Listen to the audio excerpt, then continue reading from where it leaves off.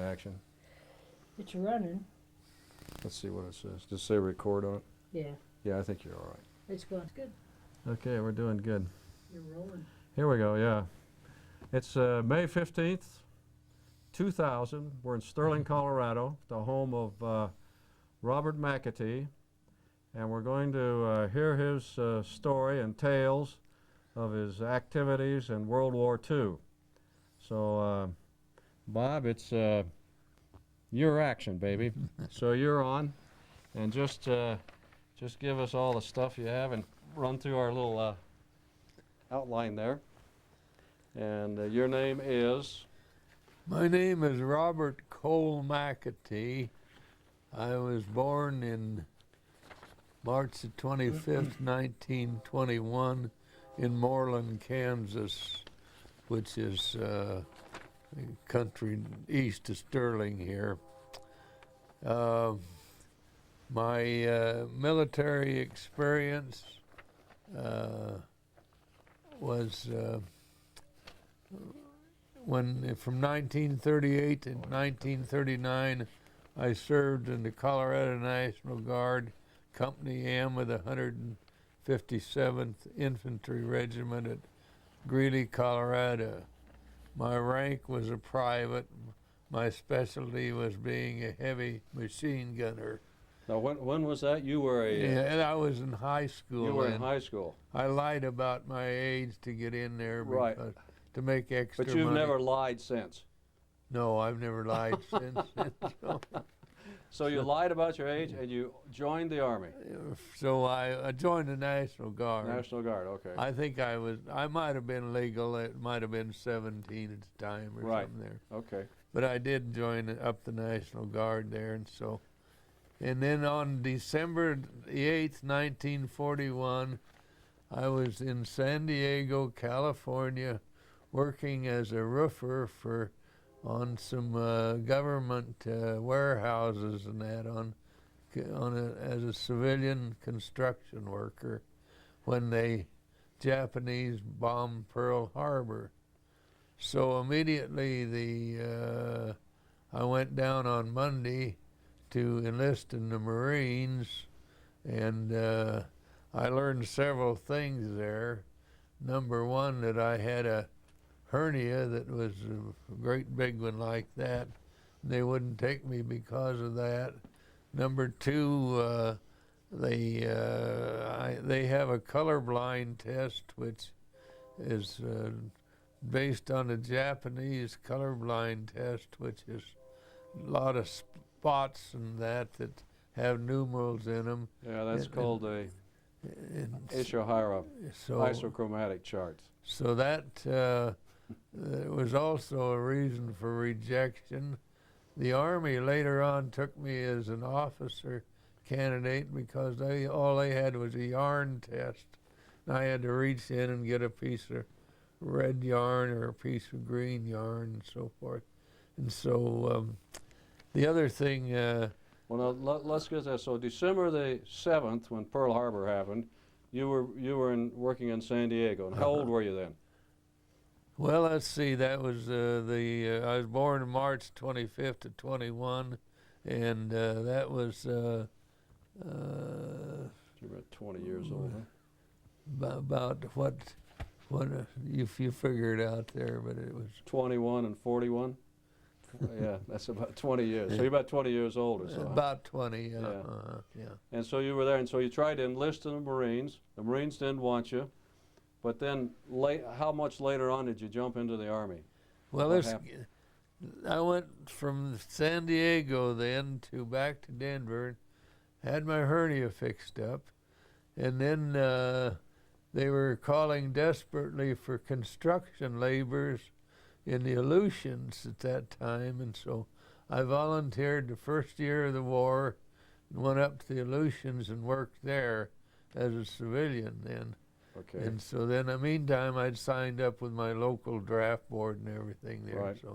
So and where was your local draft board? at Brighton, Colorado. Brighton, Colorado. Okay. Yeah, Okay. And so I went up there and worked I started out as a construction laborer, became a carpenter foreman, and at the last there I was second in charge of building a Navy base there for the at Sandpoint, Alaska, which is an island on the entrance to the Aleutians there, and there we were converting a salmon cannery into a seaplane base, and so from there I got a notice that they wanted, and that was the following December then, but in the meantime the battle had been going on all around me there in the Aleutians and at Kodiak where I was at. And so I'd been given a Army uniform there and a rifle, and never was enlisted in anything, but all the civilians that I was with, we were expected to shoot if the Japs landed. And so Did they give you all uniforms then? So you were... We had uniforms. Yeah, you were given uniforms and a rifle? Right. And divided us into provisional companies there, Kodiak Defense Company number 1, so forth, but no permanent enlistment or anything like that. So They just kind of blessed you one day and handed you that stuff. well, that was apparently going on in other places in the Pacific too. Wake Island, I think, was an example there where they had a lot of civilians there that the Japs ended up capturing there, and so it wasn't unusual what they were doing there. But anyhow, they gave us when we were at Kodiak, we had an Army uniform. When we were at Sandpoint, we had a Navy uniform, and so we were still subject to the draft from coming. So it gets rather complex, but I was doing my share in the forward areas of the war zone at Yeah, that time. the Aleutians were tricky, weren't they? Yeah. Because there were Japanese all over that area, weren't there? Yeah, that was we were doing the best we could with what we had. We didn't have much, but anyhow, I got a notice that I was supposed to go into the Army and the Aleutians there, and if I had, then I would have been in with the Aleuts Indians there, who were all about 5 foot tall, and I would have been the only man of Scots ancestry with the whole group. So I decided that if they wanted me... You've been a big target, too. Yeah, right. I decided if they wanted me so bad, I would go back to the States. So I went to the Navy commander, who told him my situation, and he said he was going to get me a presidential deferment. And I says, no, I don't. I'd just soon get out of here. I've been here a year now. See if I can't get home. So he says, well, I'll see you don't get transportation out. So it got sticky there, and I didn't like all of this legal stuff that they were putting me through there anyhow, because if you're in the Army, you're in the Army or something, you know. So, Right. So I went down, and there was a Army transport in the harbor, and I asked him if he'd take me back to the mainland, and we were way out there, and he said he couldn't take me as a passenger, but he'd lost his ship's carpenter. So I signed on as a ship's carpenter there. Okay. And this again compounds this quasi-legal deal that I've been going through for a year there, because if you're in the merchant marine, you're exempt from being drafted again. So here I am out of the draft again, you know. So we finally got to over to mainland, and the ship I was on sailed back with a load of lumber and north, and I went on into Seattle and reported in there, and then I started my regular drafting procedure there and was sent to Fort Leonard Wood, Missouri, where I went through the normal, like everybody else there. Then Indoctrination and stuff. yeah, Yeah. I became a private in the Army then. So that's when this year that I'd spent in the Aleutians and that up in there didn't count anywhere against my service record or anything else there, you know. So You were a real patriot. well, I was there really, John, because there was a lot of other There's a little tricky in there. up there, and we were all in the same boat there, you know. So, but so I went back and went through engineer replacement training center at Fort Leonard Wood, Missouri, and so we finished the 13 or basic training, and so they kept me there as a corporal cadre instructing people there then. So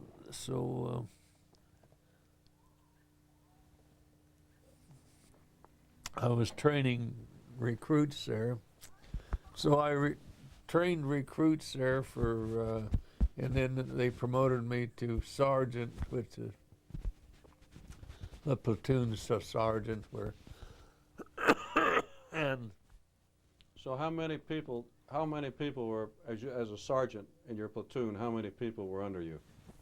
What about? about 60. 60, okay. Yeah, Okay. They had 3 corporals and about 20 men to a squad. So I was in charge of about 60 people there then. So And those were engineers. They were styled as engineers. Is that right? these were all engineer training. Yeah, we had a basic training schedule set up and that. And so I was there for about a year or a little better then. And then they called for myself and one other platoon sergeant that was there, and he had a PhD in engineering, and so they sent us to officers training school at Fort Belvoir, Virginia. Let me ask you, interrupt just a minute now. Had you had any engineering training prior to that other than the practical stuff you'd picked up on the job and all that sort of stuff? No, I had none except that I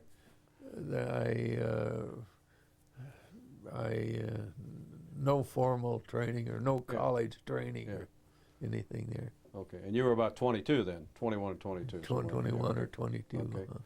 So then they sent you to OCS. Okay. And so I went to OCS then at Fort Belvoir, Virginia, where I received a commission as a second lieutenant in the engineers. Incidentally, let's take a picture of my uniform here, and I'll show you some differences there between it and the regular one here. Okay. Come on over here, guys. And we'll. Now this is the uniform you're talking about? That's the uniform I was issued when I became an officer there. Okay. I tried it on a while ago, and it was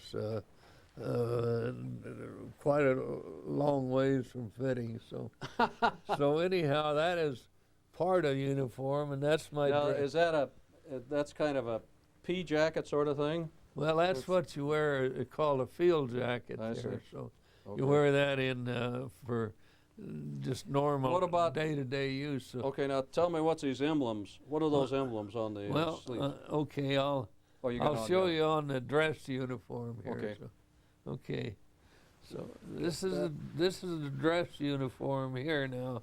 This is my dress uniform, and so the this particular shoulder patch signifies that I was in the 7th Infantry Division in the Pacific. That's the 7th Division patch, and that was my overseas emblem there.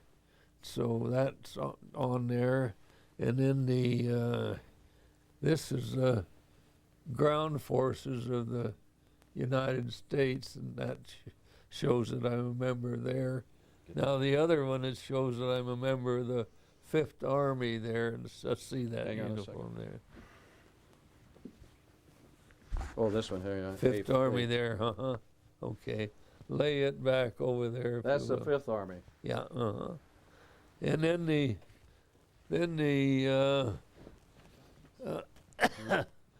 this is unique as an engineering officers were awarded their own emblems and that. And it says, if you'll see these, it says SAONS on it instead of U.S. Army and that, ESSAYONS and everything. And so we had our own uniform. So we're unique in the Army and that. This is a genuine engineers unit. And that's those buttons are unique to the engineers. Mm-hmm. Okay. I later on became an officer of infantry and an officer of artillery, and I wore the same engineer's blouse here. Yeah. But I was unique in the fact that I was wearing engineering uniform. Yeah, that's good. So, but anyhow, then this is signifies that I was overseas for two 6 months tours Hold here. that up. Hold that up, son. Yeah, each one of those bars is 6 months overseas. Right. Yeah. Mhm. Yeah. So they're 6 months overseas. Okay. Well, that gets us into after I graduated from OCS. Then I went to Fort Lewis, Washington, where I was stationed for a while there, and I had a unique experience there. As a second lieutenant, I reported into the Fort Lewis, Washington, to an engineer training center there, and was assigned down to a company of training engineers there. And I went down, and the 2 days before, this company had lost a man killed on a rifle that had exploded in the back end of a truck when he was returning from a rifle range. There's a fellow, the non-coms hadn't made sure their trainees had unloaded their rifles, and so they shot a man across from there and killed him. And then the day before I arrived there, they had an accident with a .50 caliber machine gun, and they'd pulled a machine gun away from the firing line and killed another man. And so the officers that were there were post engineers. There was a captain who was a post engineer, and a first lieutenant were the other two officers in the company that I was with there. And I was the only officer that had troop experience, mostly as enlisted men, but with training troops there. And so they came down and relieved us captain and first lieutenant, and put me in charge of that training company. And I was in charge of it for about a month there then. So that afternoon and the next morning, more lieutenants that had graduated had arrived at the company, but they'd already assigned me as the company commander. So I had an interesting experience there in the fact that I looked through the enlisted men that were in the company, and the cadre, the permanent troops, and enlisted men that trained the troops, and I saw Corporal Jankowski there, and we had soldiered together at Fort Leonard Wood, Missouri, in the same company. So I called all of the enlisted men down, and I explained that I would have no more people killed, and there'd be no more hanky-panky. And I said, if you don't believe me, you can ask Sergeant Jankowski. He'll tell you all about me, as an enlisted man. And so the word got out to the sergeant then that that I knew what I was doing there then. So we didn't have much trouble there then. So how many men were under your command there? 250. 250. That was my first You're assignment. moving up. Yeah, I'm moving up. Right. My first assignment, I should have had 60 there, but I had 250 there, so, and that was due to this fluke of this colonel put me in charge there. But they left me there in charge for a month there, which was good experience. Okay.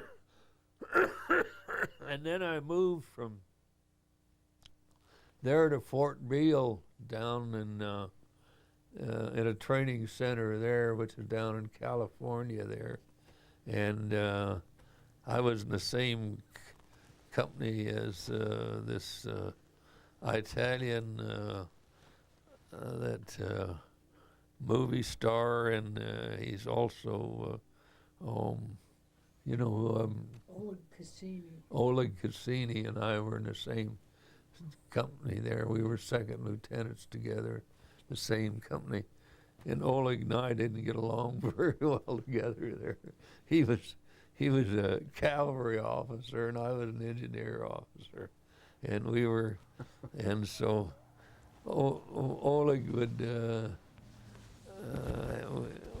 show up for do as much training as he should with the recruits. So, but anyhow, that was interesting there. And so, from there, then I shipped to Hawaii, and was there in a jungle. Did you go with all your men? Did you take all your men to Hawaii? No, these were all the time. I'm a replacement officer who's just going through the chain there, I see.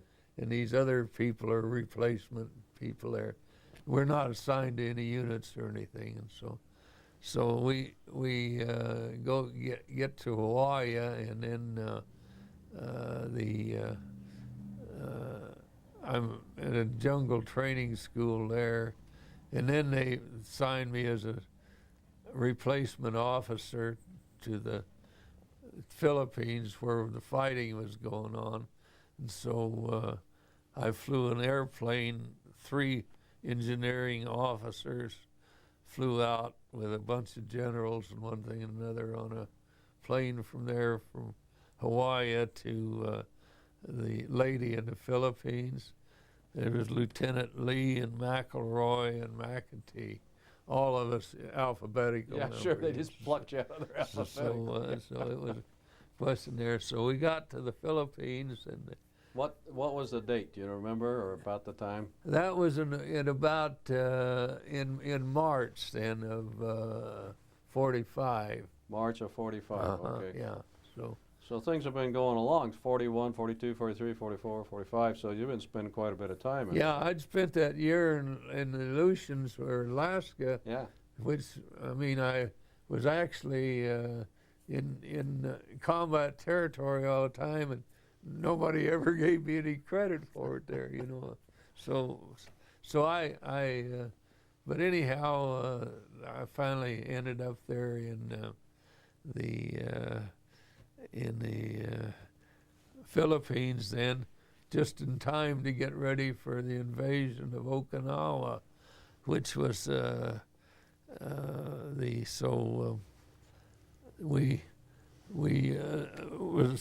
they assigned me as a platoon leader with Company C of the 13th Engineer Combat Battalion, and so we went to the Philippines then, from the Philippines by boat to Okinawa, and from there I took the first wave into with the 7th Infantry Division to land at Okinawa there, a wave of combat engineers. My mission was to knock out a seawall that was so that the infantry could get ashore, if the battleship Tennessee had knocked it out. So the Tennessee was hammering away at it there with her 16-inch guns. And they did a pretty good job, and they got the seawall knocked out. And so I landed there then.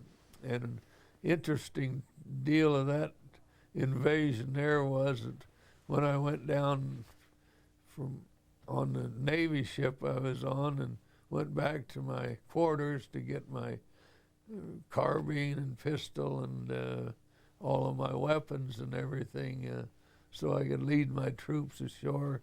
Some Navy guy had stole my weapons there, so I went into Okinawa with no weapons. Bare-fisted. Bare-fisted there, so that puts me ashore there then at Okinawa. And Now, when you landed on Okinawa, did you come off an LST or something like that? yeah, An LST. yeah. I had 60 men with me then. I was back to my normal 60-man command for a second lieutenant. So that was but we were supposed to take the Kadena Airfield, which is a major airfield there, as a secondary objective after I checked the seawalls and everything, which we did, and we secured that in about an hour and a half, and we weren't supposed to be able to get it for about 2 or 3 days there then. So then What kind of resistance did you hit? there didn't hit any resistance there when we landed till later on there was 120,000 Japanese dug in a very deep fortifications clear across the island, and so we started to cross there, and I got word that they wanted me to come over to the other side of the island and build a shell-proof OP that they could direct the fire of all the What's OP mean? Observation post? Observation Okay. post, so that they could direct the artillery for all of the.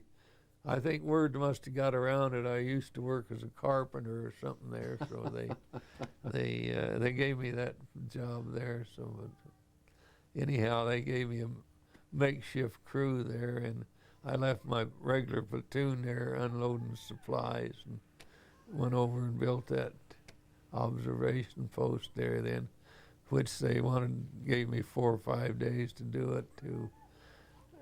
It was the highest point the Americans had at that time. They wanted to direct this big offense offensive from there. So it was imperative they kept their observers alive. It didn't matter about the combat engineers that were building the thing, we were under fire all the time. But they wanted to make sure we had a good. How many were in your crew that you took with you? They varied there because you never knew what. In combat, you took whoever showed up. I mean, or whoever you were assigned and that, and so did the best you could with what you had there. Right. And everything. And the other thing is, you learn to never spread them out where they were too thick, or you'd draw fire. So you'd use as few men as you could there to do a certain thing there. So. Right. So you were on a high point on one side of Okinawa, right? And what side was it? East, west, or did it matter? Well, it was on the north. It was on the south side, but the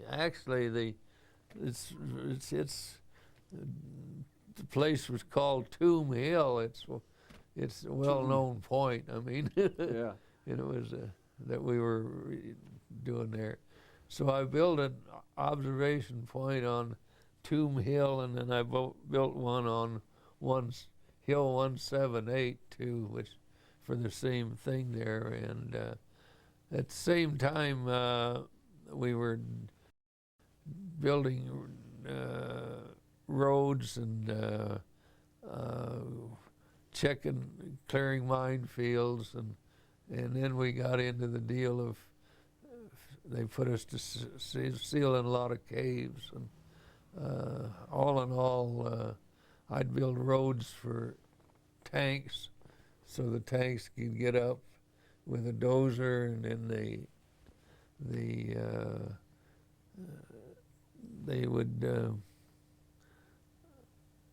there's a description of what my job was there in this book right here. If Susan will read it for you there, Okay. and then that'll let me get a drink of water here. And so it's a very apt description. The Okay. one that Roger Penzine wrote here, Susan. And Roger is one of my you know my friend Roger Right. in Omaha. Yeah. He was my superior, and he and I have been very close ever since then. So let's see, that's in that book there, Susan. Yeah, here it is. Do you want to read it? Yeah, John, you can read it there. Okay, to whom it may concern. Now, this is from Roger Penzine. Penzine was later a very famous engineer who was a guy that built underground and underwater pipelines and stuff like that. Very famous guy, a good friend of Bob's. This undersigned has been personally acquainted with Mr. McAtee. It was at this time, since March of '45, Mr. McAtee joined a 13 Combat Engineer Battalion of the 7th Infantry Division as replacement engineer. His initial assignments were normal to an engineer platoon leader in combat. Included demolition works of all types, large and small bridge construction projects, primary and secondary road building, excavating and quarry observations, temporary and permanent building construction, and a variety of other engineering, construction, and administrative duties.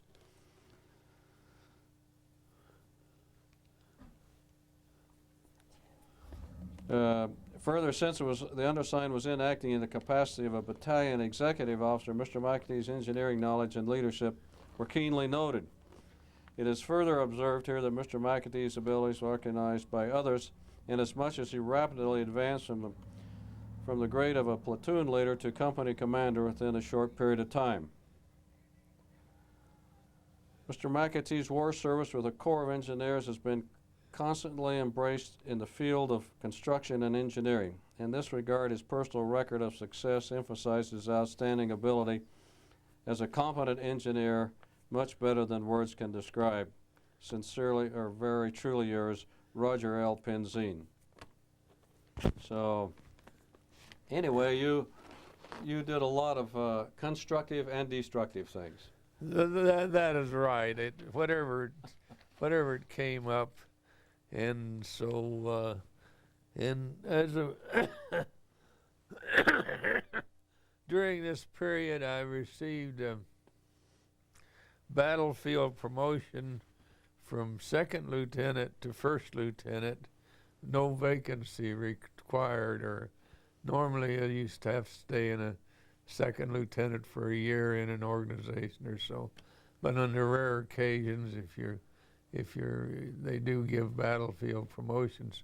I don't know of another man that ever got one. I've never met another man that ever got a battlefield promotion, but I know there were some in the Pacific that did, but they weren't in my outfit there. So, of course, this gave me another jump up on all the other second lieutenants in there for the.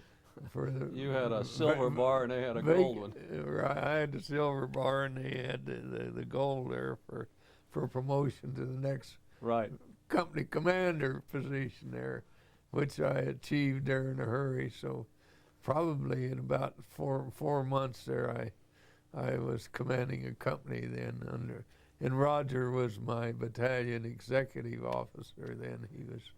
He was the second most important man in the battalion, and gave us our orders, worked with the companies and everything. So we worked very close together. But as part of that, I was awarded the Bronze Star Medal. Let's see that. And I'll let you read that, John, if you will, here. Yeah, sure. This is show them the medal here. Just hold it up there. Susan will take a picture of it. All right.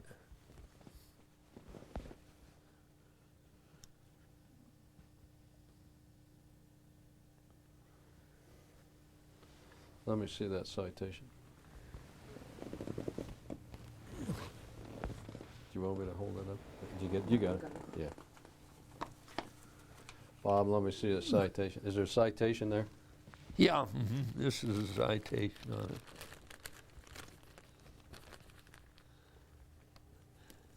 Yeah, now we were talking about building the shell-proof OP on Tomb Right. Hill, so that's part of the citation with that metal. Says, for heroic achievement, Second Lieutenant Robert McAtee, a platoon commander, has consistently been assigned close frontline work from 10 April to 10 June 1945. On 10 May 45, Lieutenant McAtee led a detail to Tomb Hill and constructed a forward artillery post under intense enemy fire. Again, on or about 15 May 1945, Lieutenant McAtee worked a detail on Hill 178 constructing a forward military OP. Materials were hand-carried over tortuous terrain amidst frequent enemy fire. During the period 27 May 45 to 10 June, Lieutenant McAtee led his platoon in sealing hundreds of Jap caves, removing enemy minefields, and accounting for a number of Japs killed. Lieutenant McAtee has shown outstanding leadership, stamina, and courage in the face of the enemy.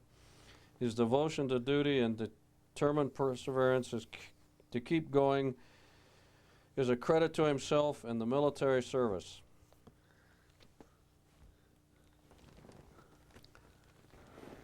So now you were in the thick of things over there, Yeah, and tell us about some of the details of the action. Like, were you ever in the observation post, calling for artillery fire or doing things like well, I one thing I did, John, I led the first patrol out behind the enemy lines that ever returned to this side of the, and so I was fortunate to do that. And no, I was at the front all the time there, and doing my various. Now you got the Purple Heart too. Yes, I have the Purple Heart medal. What happened to you on that? Well, I got hit with a. We were blowing up caves like this, and we were out in the open, and they loaded on us, and I had to. The only place to run for cover was towards the Japanese positions there because the artillery was chasing me there. And Our own artillery. No, Jap no, artillery. Jap artillery. Okay. They had a Jap artillery gun after us. And so he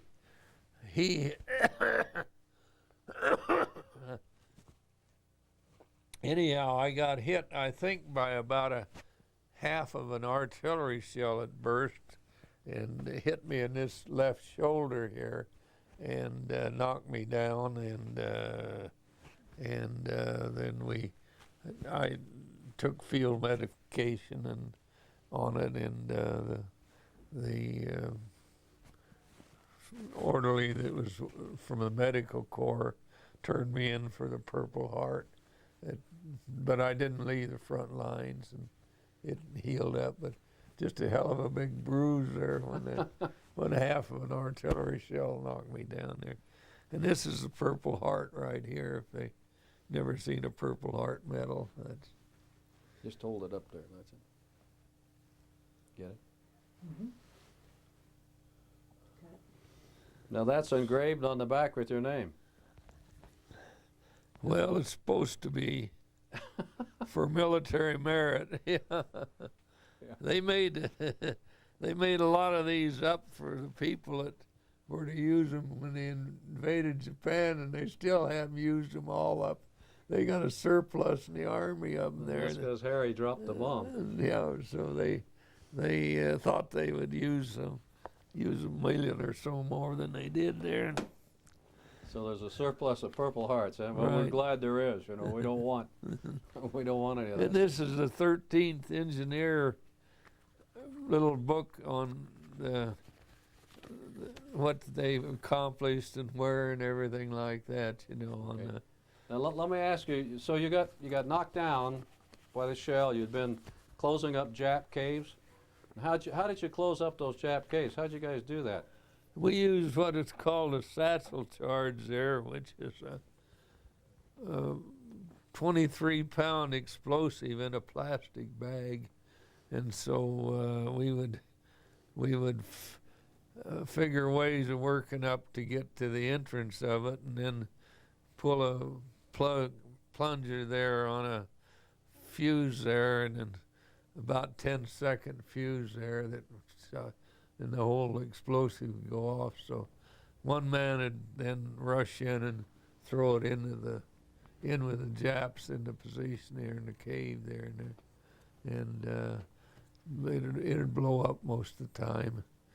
If it didn't, then we figured that they'd pulled a plug on it, and we'd put 2 plugs in the next one and hide them there so they couldn't find them. Now, I think you told me one time that you put dropped gasoline. Yeah, Roger Penzine used it. That was his trick. He'd use a lot of gas. He'd pump gasoline, and then he'd shoot at the deal there and blow the hill up there. Tracer bullet. I didn't want the gasoline around me because it was too dangerous there. They were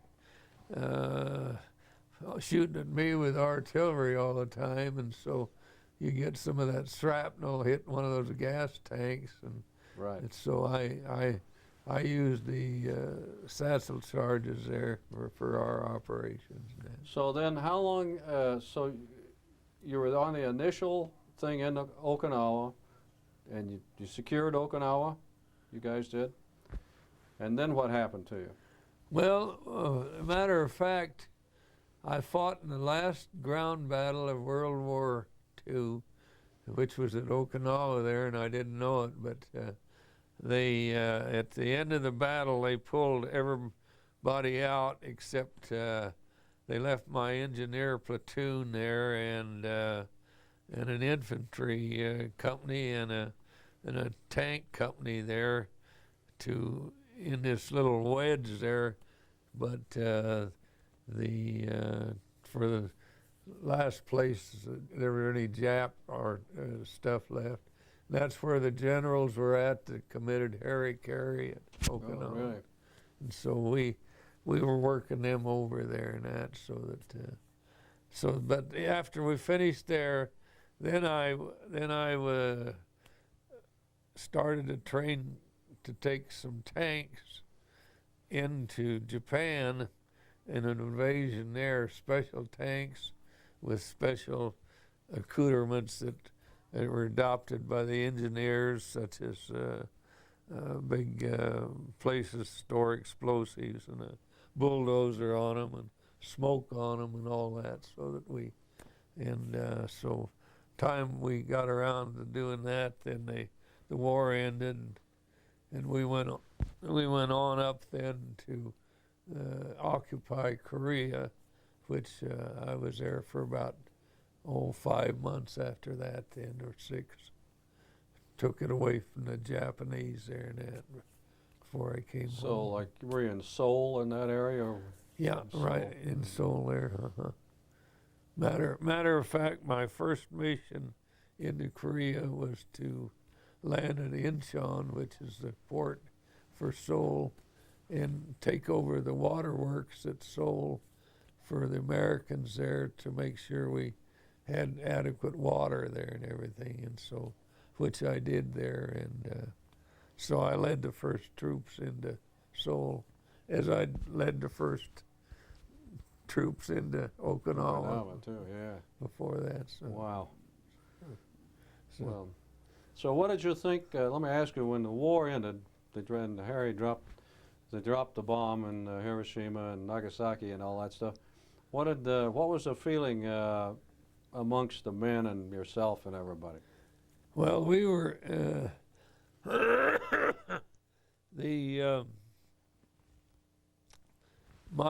I was commanding a company at the end of the war there then, and we were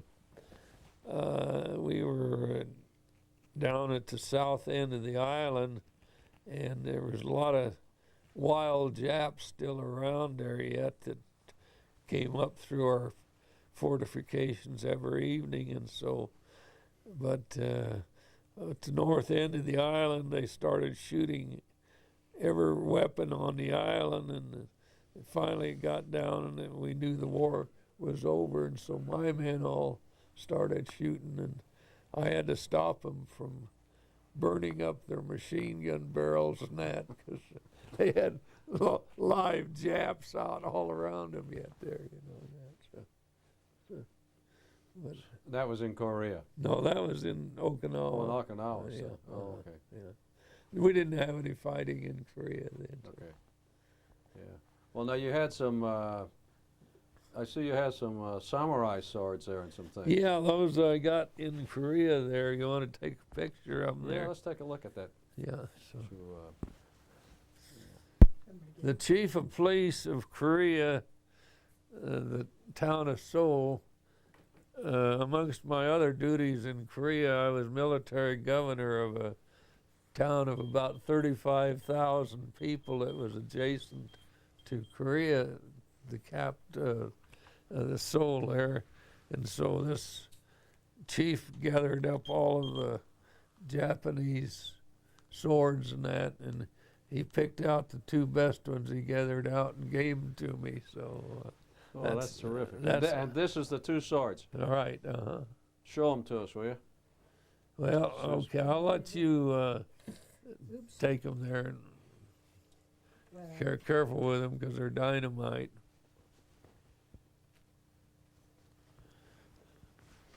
You'll have to give me a Kleenex. This one is several hundred years old.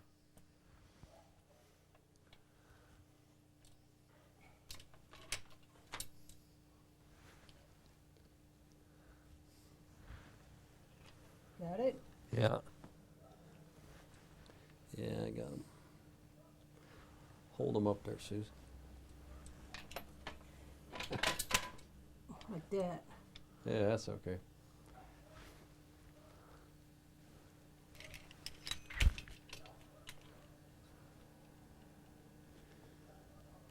Do these swords mean anything particularly other than their They're handed down from generation to generation from these particular ones. They're very, takes about a year to build them there and that. That's terrific. Okay. So, And here's your mask. and here's a mask that is several hundred years old, and it's very ancient and very valuable. And that's a Korean mask. Oh, Yeah. Japanese. Japanese, eh? Mhm. Perfect. Okay. So then, you were in Korea, and then what happened to you? I mean, that's not the end of the story because then you. Well, I came home from Korea and I organized a National Guard company for. They put me in charge of reorganizing the National Guard at Fort Collins when I started school over there. So and so I had a company of Battery A of the 168th Field Artillery Group over there. And incidentally, here's an article that occurred after World War II when I was commanding Battery Right. A. Right. And this is, You told me about this. Is this when? Yeah, Bob Abrams wrote this to you. It says, and I'm going to read this, okay? sure. It says, Captain Robert McAtee, dear Captain, it's nice to hear from you. My recollections of Battery A 168th Field Artillery in Camp Carson, Colorado are still quite clear, even after 44 years. I was a dumb farm kid, only 19 or 20, when we went out on the National Guard summer camp maneuvers. Being responsible for the operation of a 105 howitzer and a squad of men seemed like an awesome task to me. I remember the day that somehow our gunpowder must have got wet and the cannon misfired. I was terrified because I knew we had a hot round stuck in the barrel. you came down to our area in a Jeep and asked what was the problem. I thought that I'd really screwed something up big time. I remember you very calmly ordered us all back away from the gun and into the foxholes. Then you stood directly in front of the barrel, took the cleaning ram, and proceeded to hammer the live round out of the gun. All of the company admired your bravery and the fact that you did not order someone else to do the job and possibly take the hit. On another occasion, I apparently set a, this guy's dangerous. Another occasion, I apparently set a time fuse wrong and a round exploded just in front of the gun. Again, you drove down to our area and gave me a very thorough lecture on how to properly set a time fuse. The range safety officer and several other officers and NCOs also gave me a little advice on time fuses that day. I learned a lot in Battery A. I learned from you. You probably remember I took my ROTC commission in the Air Force. I ended up being a B-29 aircraft commander. Battery A and your leadership as a soldier inspired me to take a leadership role. Veterans Day has just passed and kids today don't understand the stress and personal exposure of those who served our country and endured. You should be very proud of your service to our nation. I hope your family, kids, and grandkids understand some of how your effort kept our nation free. Good luck to an old soldier. Sincerely, Bob Abrams. So that was one of the guys you trained, and Bob Abrams became, what was it? He later became what, the president of the sugar company. Yeah, okay, Great Western Sugar. Yeah, Great Western Sugar Company. Yeah, that's great. So I didn't just fade away. I trained troops there, was active in the military for another 6 years after I got home. After that, yeah. And that was during your time at Fort Collins when you were going to school and stuff. Well, that's great, Bob. But I put in about, you hear it, this little book I had there, it's what they, they had the casualties there for Okinawa for the, let's find that one, Susan, and we'll read that and then.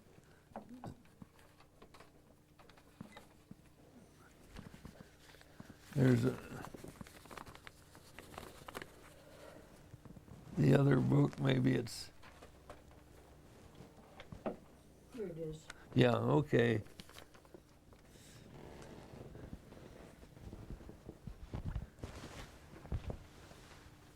It's right here. Oh, all right. Here's in summary, this tells you what we did at Okinawa as a group of 1,000 men now.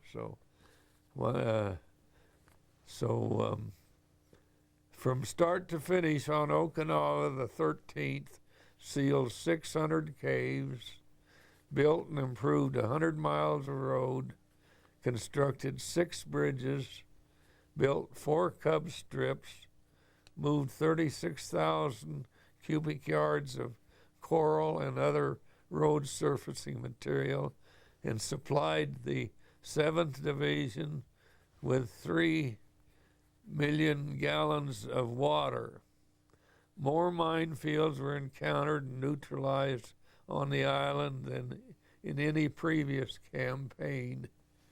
In addition to its engineering duties, the 13th killed 192 enemy, captured 297 prisoners, and buried 982 enemy dead. 8 enlisted men were killed and 5 officers and 69 wounded.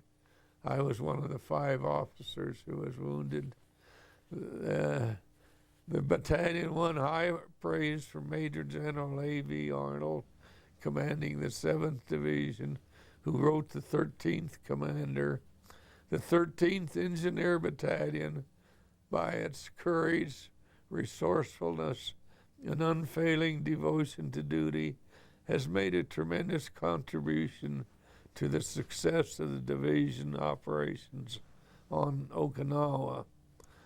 3 men were awarded the Silver Star and 24 the Bronze Star Medal. Many other recommendations for awards are still pending. I was one of the 24 men who was Got the bronze. awarded a Bronze Star Medal. This history of the 13th Engineer Combat Battalion is not yet complete, but to date it is an imposing one. So that's a summary of. So then you came back. You went to Fort Collins. You were active in the ROTC, and helped train more guys and everything like The that. National Guard, National. Okay, excuse me, National Guard. Okay, but then you finished up at Fort Collins, and then what did you do? I mean, you know, it Oh, I kind finally of changed your life. Huh? The war changed your life and your track, and so then what did you do? You were on a GI Bill, I presume, huh? Yeah, Sure. I was on the GI Bill, and I took engineering there and became an engineer. Yeah. So what? And then how did you What get? do I do? What did I do then? All you have to do is look anywhere in Colorado, and you can see what I've been What doing. have you been messing around and where, doing? Yeah. where I've been building bridges and airfields and roadways. Any civil engineering construction, I've been involved with it in this region. What's the biggest?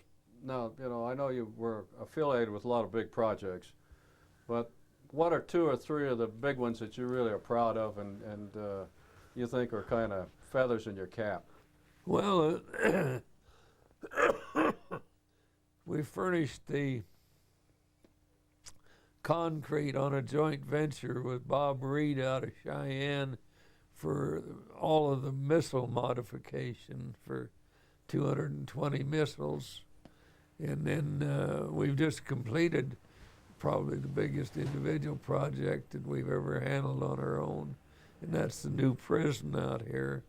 That's a total of 160 million there and we furnished the aggregate and the concrete and all of this stuff for that. Okay, thank you, Bob, for taking your time. You're a real American guy. We're proud of you. Thank you. There you are, daughter.